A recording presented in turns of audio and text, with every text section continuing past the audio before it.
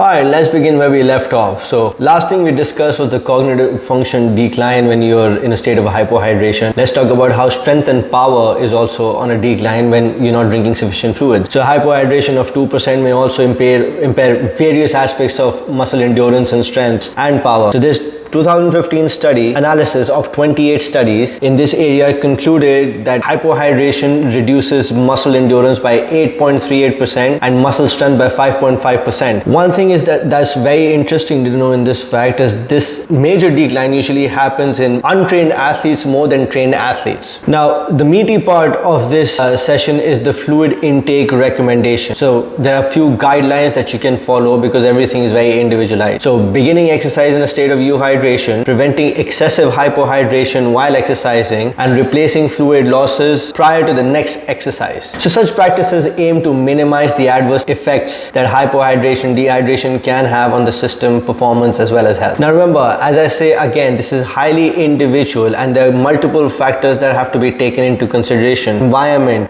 the weather, the intensity, sweat rates of that athlete themselves. So let's speak about pre-exercise hydration. Now athletes technically have to be in a state of euhydration, but how do we achieve euhydration? There are no set guidelines again, but coaches usually use the WUT method. So water, urine and thirst. So for example, if an athlete presents with more than 1% of body mass loss and dark colored urine, fluid should be consumed, replace the lost weight and with additional sodium to minimize the urine output. So additionally, consuming a sodium rich meal or drink prior to exercise provides a useful strategy to stimulate thirst and subsequently increases fluid intake during exercise.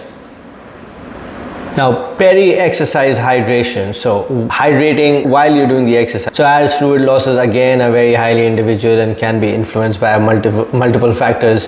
Fluid intake recommendations should be tailored to each individual athlete. So I usually tailor fluid intake strategies dependent on who my athletes are and what they do. So athletes should drink sufficient amounts to replace sweat losses and limit body mass losses to 2%. So for example, a 60 kilogram athlete who's an endurance runner with reported fluid loss of let's say 2.4 liters, so which is 4% of body mass, would be required to consume at least 1.2 liters so that 4% can drop down to 2%. Remember, risk of over drinking is always there. Why do I say that 1 gallon of water is not enough? Because you might be over drinking and it can reduce your sodium levels in the body quite a lot. And hyponatremia, which this is called water intoxication, is not a very good thing to be in. It has a lot of adverse effects. Post-exercise hydration, replacing fluid during the recovery period after exercise is an important consideration for all athletes. However, in situations when an athlete must perform a series of exercises in a very short period of time,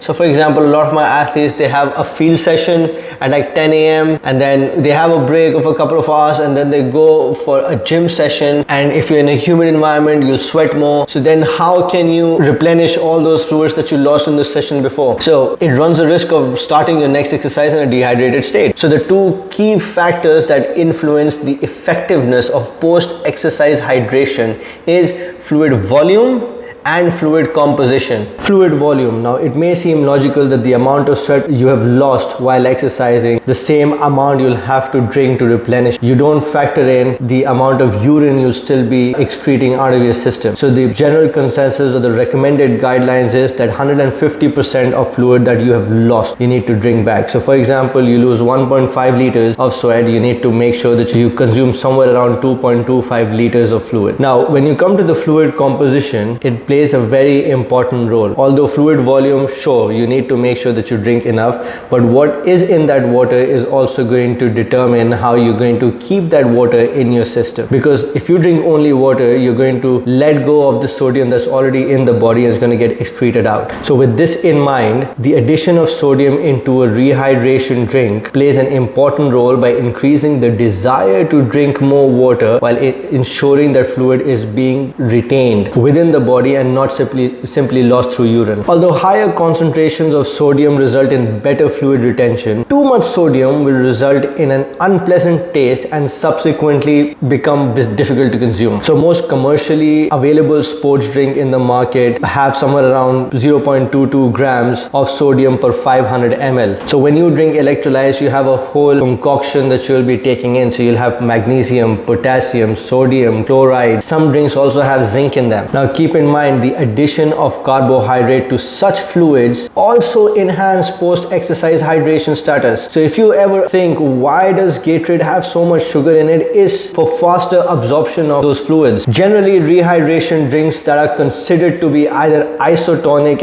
or hypertonic with 6 to 10% of carbohydrate in them in the form of mostly simple sugars or fructose, fruit sugar, appear to work well because they reduce the rate of which such fluids are emptied out of the system, therefore aid overall fluid absorption. Look at this study.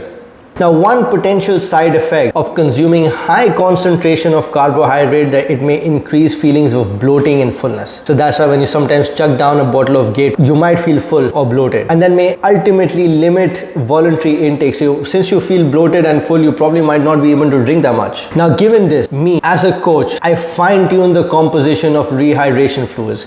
I don't just go to Gatorade. I probably end up telling my athlete to make some composition at home or some tablets, and then you have to add a few more things. So there's a lot of research that goes in that which electrolyte drink has proper composition and balanced out minerals in it for you to better absorb it and actually keep yourself in a state of euhydration. Because one thing is sure, because when you drink, you need to have a good balance so you can do both properly. Macronutrient intake is also important, whereas proper hydration strategies have to be in place and both go in tandem. Now, we are coming towards the end of our video. One thing that has to be talked about is the different type of drinks out in the market. There are three major type of drinks: a hypotonic drink, isotonic drink, and a hypertonic drink, based on their composition of electrolytes and carbohydrates. Hypotonic drinks have a lower concentration of salt and electrolytes compared to the human body. Isotonic drinks have a similar concentration of salt and electrolytes as in the human body. Hypertonic drinks have higher concentrations of salt and electrolytes does the human body. Most drinks on the market are either hypotonic or isotonic. Now that we are at the end of our video, I hope you do understand how nuanced this concept of hydration is. Again, I'm going to say drinking a gallon of water, drinking 8 cups of water is not enough, because these things have been made popular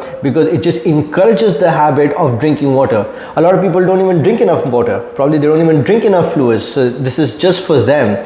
But if you're a serious athlete, or if you are even a weekend warrior and you need to make sure that your hydration is up to the mark, you really need to give it some serious thought, some serious consideration. Ask yourself some questions: that what category you lie in, how much you're sweating, track your weight before and after your activity, so you're better able to understand that, okay, in this hour I lost this many grams and it is all water weight. How much do I need to replenish it? And it just averages out throughout the month and see where you lie. Alright guys, I hope you find this video helpful, and I really wish that if you want someone else to benefit it, share it. Like the video if you like it. Subscribe to the channel if you haven't. We're going to be a lot more consistent with our posting on YouTube so that we can help everyone out there. And as always, I'll see you next time.